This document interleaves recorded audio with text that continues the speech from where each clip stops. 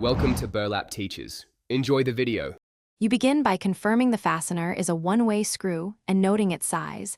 This dictates tool choice. Once done, clamp the part to stop rotation and protect surrounding material. Use a flat, gritty screwdriver or hardened bit that matches the slot. Press firmly to engage the remaining edge.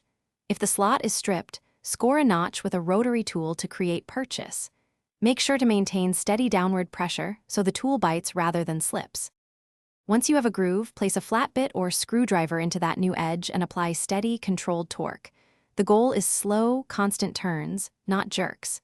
If the head is exposed, clamp locking pliers around it for direct turning.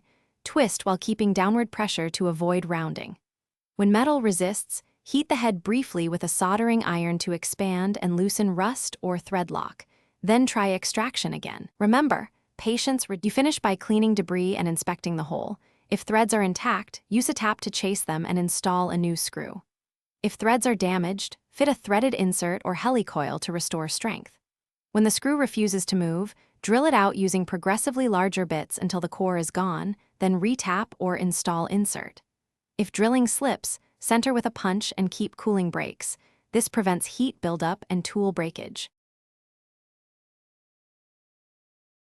Thanks for watching. Consider subscribing if this video helped you.